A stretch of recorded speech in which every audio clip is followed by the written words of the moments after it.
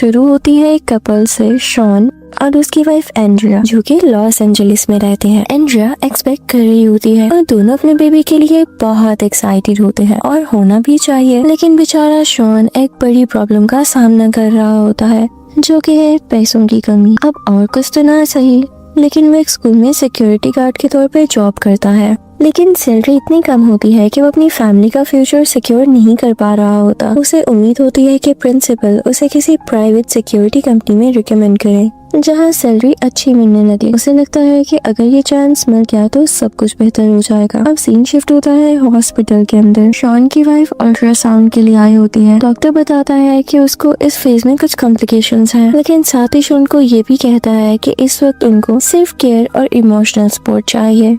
यहाँ से ये क्लियर हो जाता है कि शॉन अपनी जिम्मेदारी को कितना सीरियस लेता है। उसका सबसे बड़ा कंसर्न ये होता है कि वो अपने बच्चे के लिए एक सिक्योर लाइफ बना सके। उसकी वाइफ भी जॉब करती है, लेकिन शॉन चाहता है कि एक दिन वो इतना कामयाब हो कि उसकी बीवी को कोई भी काम न करना पड़े। इतनी सारी स्ट्रगल्स करने के बावजूद और इतनी सारी ओवर थिंकिंग के बावजूद भी उनका रिश्ता काफी मजबूत होता है। दोनों एक दूसरे के साथ बहुत खुश हैं और अपनी लाइफ को बैलेंस करने की कोशिश कर रहे हैं। शॉन अपना काम ऑनेस्टी से करता है, हर किसी के साथ अच्छा बिहेव करता है और अपनी रूटीन लाइफ फॉलो करता है, लेकिन एक रात सब कुछ बदल जाता है। शॉन रात में एक्सरसाइज कर रहा होता है जब स्ट्रीट लाइट फ्लिकर करने लगती है। वो ऊपर देखता है तो आसमान में एक अजीब सी रोशनी नजर आती है जो अननेचुरल तरह से मूव कर रही होती है, जैसे कोई इनविजिबल फोर्स उसे कंट्रोल कर रही हो। कुछ सेकंड्स तक वो लाइट हवा में घूमती रहती है और फिर एकदम से गायब हो जाती है। ये मोमेंट शॉन को कंफ्यूज और परेशान कर देता है। उसे लगता है कि कुछ अजीब होने वाला है। अब कहानी का टोन यहाँ से थोड़ा मिस्टीरियस हो जाता है। सीन शिफ्ट होता है अगले दिन की पार्टी सीन पे। शॉन और उसकी वाइफ अपने दोस्त के साथ घर जाते हैं। ये लड़का उसका पुराना दोस्त होता है,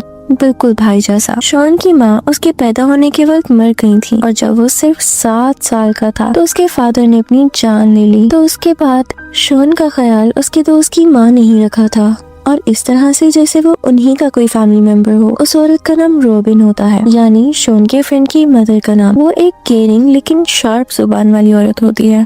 उसको हर एक की बातें जानने का बहुत शौक होता है। अब पार्टी के दरमियान में वो शॉन से उसकी फाइनेंशियल हालत के बारे में पूछती है। वो उसे कुछ हेल्प की भी ऑफर करती है, लेकिन शॉन मदद लेने से मना कर देता है। रॉबिन कहती है कि उसके फादर भी ब्रिलियंट थे, लेकिन पैसों के मामले में हमेशा स्ट्रगल करते रहते थे और ये प्रॉब्लम शायद उनकी फैमिली में ही चलती आ रही है। थोड़ी देर बाद शॉन का फ्रेंड उसको बेसमेंट में ले जाता है कुछ पर्सनल बात करने के लिए। अब वो उसे मजाक में कहने लगता है कि क्या तुम श्योर हो अपने बेबी के लिए? तुम्हें लगता है कि तुम रेडी हो, कहीं बाद में तुम्हें पछताना न पड़े। तो शॉन उससे कहता है कि यार अब 7 महीने बाद वापस मुड़ना पॉसिबल तो नहीं है ना। उसके बाद शॉन का दोस्त एक पुरानी याद शेयर करता है। हाई स्कूल के कैंपिंग ट्रिप में एक डियर फेंस में फंस जाता है। जब सब लोग भाग जाते हैं, शॉन डियर के पास जाके उसे काम करता है और उसे फ्री कर देता है। शॉन का फ्रेंड उसे कहता है कि तुम्हारे पास तो एक मैजिक टच है, तुम जरूर अच्छे बाप बनोगे। शॉन कहता है काश मुझे अब भी वही कॉन्फिडेंस होता। उस वक्त शॉन बेसमेंट में कुछ गन्स देखता है। शॉन का फ्रेंड बताता है कि ये गन्स उसकी वाइफ के वालिद की थी, यानी उनके फादर की थी। शॉन मजाक में कहता है कि उसे भी एक गन लेनी चाहिए। शॉन का फ्रेंड मना करता है और कहता है कि बेबी आने वाला है, तुम्हें किसी और प्रोटेक्शन की जरूरत नहीं है, तुम तो खुद अपनी फैमिली के लिए प्रोटेक्शन बनोगे, देखना। अब उस रात जब वो घर जा रहे होते हैं, शॉन को उसके बॉस का मैसेज मिलता है कि स्कूल के सिक्योरिटी सिस्टम में प्रॉब्लम है। वो अपनी वाइफ को घर ड्रॉप करता है और मैसेज भेजता है कि वो लेट आएगा, इसलिए उसका वेट ना करें। अब सीन शिफ्ट होता है स्कूल के रूफटॉप पे। शॉन सिस्टम फिक्स करता है और देखता है कि रूफटॉप लाइट फ्लिकर कर रही है। वो ऊपर चढ़ के चेक करने जाता है और एकदम से आसमान में एक ब्लाइंडिंग लाइट चमक उठती है। उसे ऐसा लगता है जैसे वो लाइट उसे खींच रही हो। सब कुछ डार्क हो जाता है और उसके जहन में अजीब सीन्स फ्लैश होने लगते हैं। एक वेब जैसा स्ट्रक्चर, उसके सिर से कनेक्टेड कुछ ट्यूब्स और उसके पास उसके फादर की लाइफलेस बॉडी, यानी बेजान जिस्म। थोड़ी ही देर बाद शॉन हॉस्पिटल के बेड पर आंख खोलता है। उसके सर पे बैंडेज लगा होता है और उसके पास उसकी वाइफ बैठी होती है। उसे समझाती है कि वो स्कूल के रूफटॉप से गिर गया था, लेकिन एक मिरेकल ने उसे बचा लिया। डॉक्टर भी कहता है कि उसका बचना किसी मौत से कम नहीं।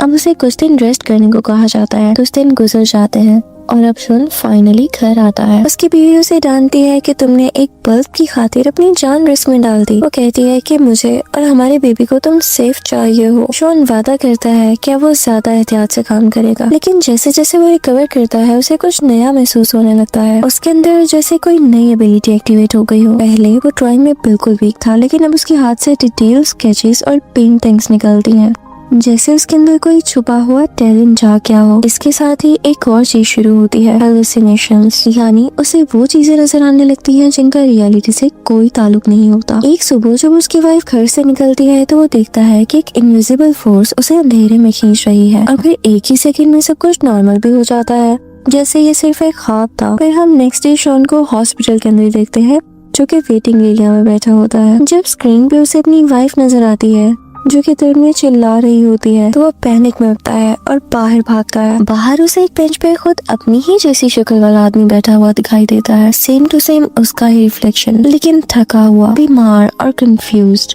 अब यहाँ से स्टोरी और डिस्टर्बिंग बनने लगती है। शॉन का रियलिटी से कनेक्शन आहिस्ता आहिस्ता टूटने लगता है।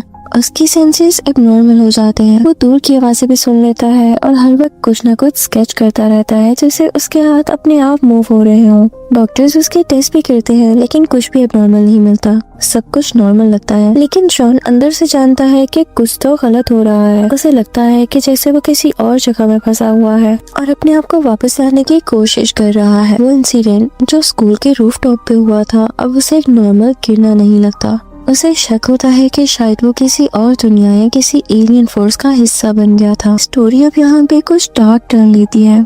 हर सीन के साथ कंफ्यूजन बढ़ रही है। क्या ये सब रियलिटी है या शॉन के दिमाग का इल्यूजन? कुछ पता नहीं चलता। सीन शिफ्ट होता है डॉक्टर के ऑफिस के अंदर।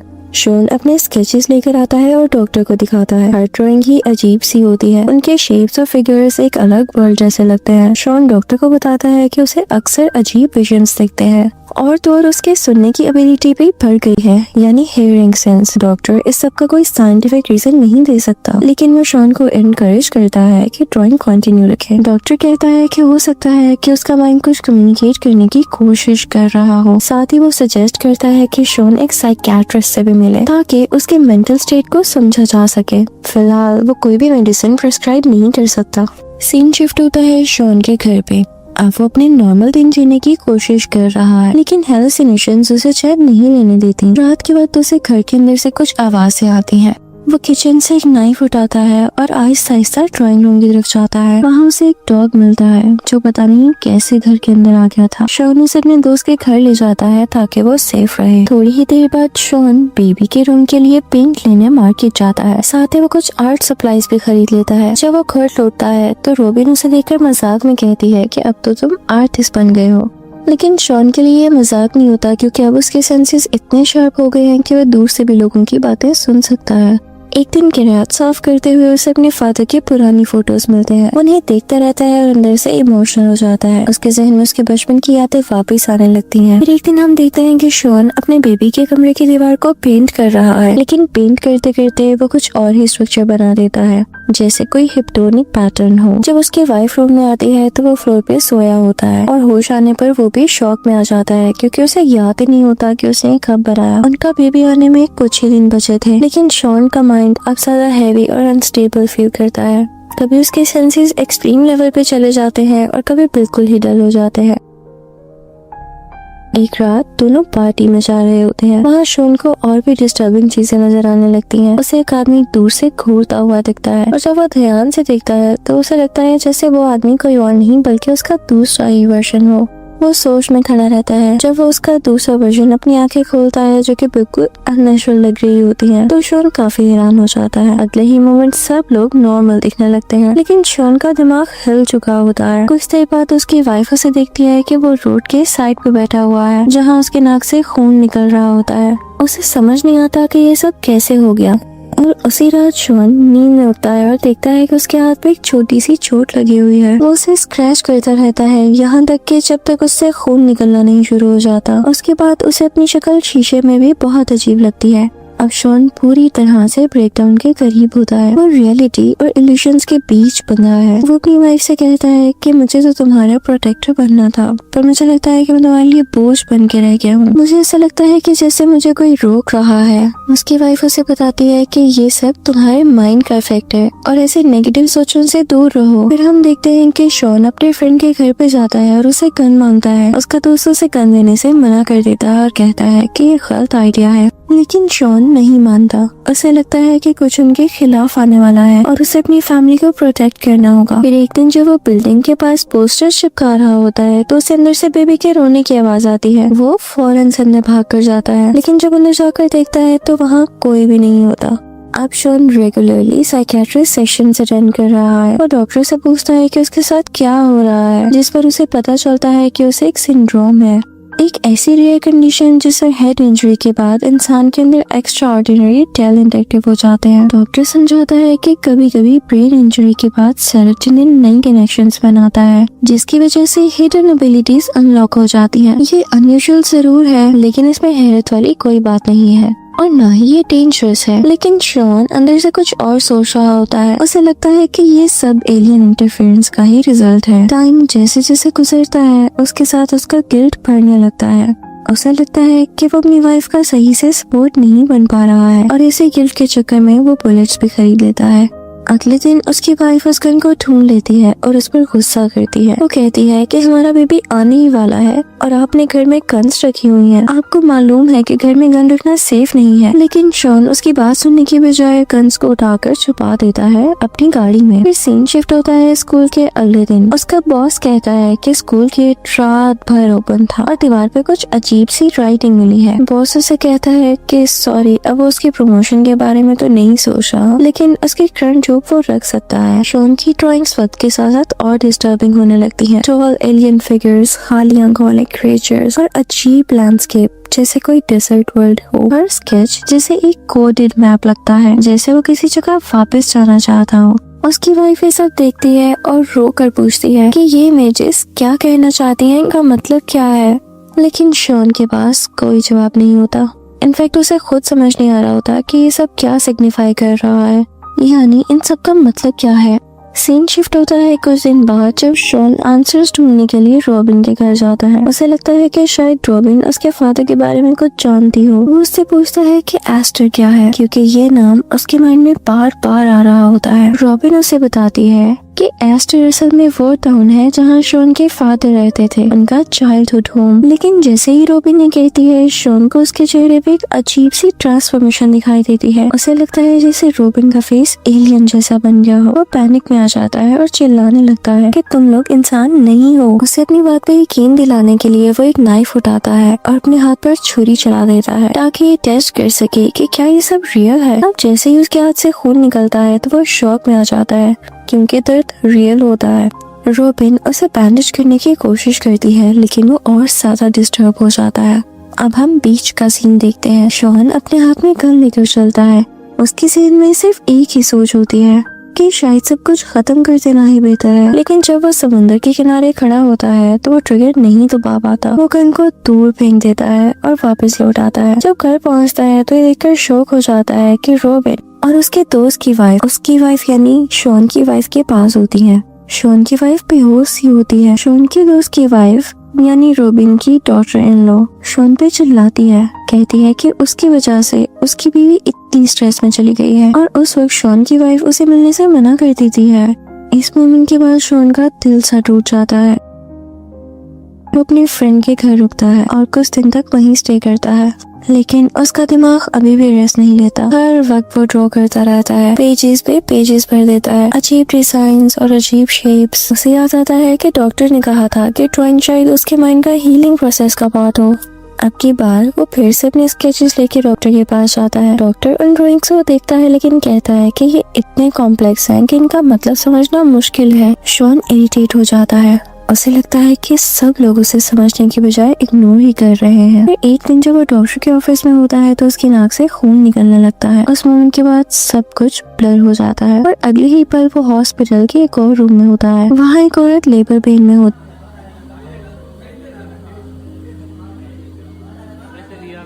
पेन में होती है और थोड़ी ही देर बाद वो मर जाती है। जब शॉन उसका चेहरा देखता है तो वो उसी की बीवी होती है। वो चिल्लाता है, बहुत रोता है, लेकिन फिर एक ही सेकंड में उसकी आंख खुल जाती है और उसे रियलाइज होता है कि ये सब तो सिर्फ एक ड्रीम था। वो फौरन से घर जाता है और उसी वक्त अपनी बीवी को चेक करता है। उसकी बीवी ठीक होती है, लेकिन उसे फिर से हेलुसिनेशंस दिखाई देते हैं। उसे लगता है कि रॉबिन और उसकी बहू यानी उसके फ्रेंड की वाइफ एलियंस बनकर आए हैं और उसकी बीवी को तकलीफ दे रहे हैं। लेकिन कुछ सेकंड्स बाद सभी कुछ नॉर्मल हो जाता है। फिर शॉन बेबी के रूम में देखता है कि कुछ नई पेंटिंग्स बनी हुई हैं जो कि उसकी बनाई गई नहीं है। पेंटिंग्स एक जगह का सीन दिखाती हैं, एक टाउन जिसका नाम होता है एस्टर। वो शॉक में आ जाता है क्योंकि ये वही नाम था जो उसके दिमाग में बार बार आ रहा था। उसे लगता है कि शायद ये जगह उसके पास से जरूर कहीं ना कहीं जुड़ी है। वो कार लेकर सीधा एस्टर के लिए निकल पड़ता है और जब वो वहाँ पहुँचता है तो उसे हर जगह वही लैंडस्केप नजर आते हैं जो उसने अपनी ड्राइंग्स में बनाए हुए थे।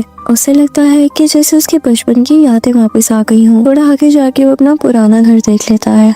घर के बाहर एक आदमी बैठा होता है, उसका अपना फादर। ये देखकर शॉन के पैर जम जाते हैं, यानी वो फ्रीज हो जाता है। वो जानता था कि उसके फादर की डेथ 2 साल पहले ही हो चुकी थी, लेकिन फिर भी वो उन्हें सामने देख पा रहा है। वो उनके पास जाकर बैठता है। उसके फादर मुस्कुरा रहे होते हैं और कहते हैं कि तुम एक अच्छे बाप बनोगे, तुम वो सब करोगे शॉन जो मैं नहीं कर सका। ये बातें सुनकर शॉन की आंखों में आंसू आ जाते हैं। वो कहता है कि आपका बेटा उसे बहुत प्यार करता है। जब शॉन वहाँ से उठकर जाने लगता है तो एकदम से गन शॉट की आवाज आती है। उस मोमेंट पर सेम ब्लाइंडिंग लाइट फिर से चमकने लगती है। उसे लगता है कि जैसे वो फिर से अपनी असली दुनिया में लौट रहा है। अब सीन शिफ्ट होता है वापस से स्कूल के रूफटॉप पे, वही जगह जहाँ सब कुछ शुरू हुआ था। शॉन को चक्कर आने लगते हैं और वो वहाँ से ही नीचे बैठ जाता है। तभी एक अननोन आदमी उसके पास आता है और कहता है कि तुम बहुत ब्रेव हो, ज्यादा लोग इतनी जल्दी वापस नहीं आ पाते। वो आदमी एक नोटबुक निकालता है जिसमें बहुत सारे नाम और कोऑर्डिनेट्स लिखे होते हैं। हर नाम के साथ एक जगह का मेंशन होता है। वो आदमी कहता है कि री एंट्री इजी नहीं होती। उन्होंने तुम्हारे ब्रेन पे पूरी तरह काम किया है, लेकिन तुम वापस आ गए हो, ये बहुत अनयूजुअल सी बात है। कुछ पता नहीं चलता कि वो आदमी कौन है। अब वो आदमी उसे घर तक छोड़ देता है बिना कुछ और बताए। शॉन भी उससे कोई सवाल नहीं करता। वो सिर्फ घर वापस आकर अपनी बीवी को देखता है और उसके पास ही रहना चाहता है। जब वो घर आता है तो उसकी प्यारी सी बीवी बेड पे सो रही होती है। उसके पास जाकर लेट जाता है और पहली बार उसके चेहरे पे एक सुकून भरी मुस्कुराहट होती है। ऐसे लगता है जैसे सब कुछ खत्म हो गया हो। लेकिन लास्ट मोमेंट में एक ट्विस्ट आता है। घर के बेडरूम की वॉल पूरी ड्राइंग से भरी होती है, वही स्ट्रेंज सिंबल्स, लैंडस्केप्स और एलियन फिगर्स जो शॉन ने पहले बनाए थे। ये देखकर एक सवाल उठता है, अगर ये सब एक ड्रीम था तो ये ड्राइंग्स वहाँ कैसे आई? ये सवाल यहीं पे एक मिस्ट्री बन के रह जाता है, जिसका जवाब शायद शॉन खुद भी कभी ना समझ पाए। पर इस सीन के साथ कि वो अपनी बीवी के साथ लेट जाता है, मूवी खत्म हो जाती है।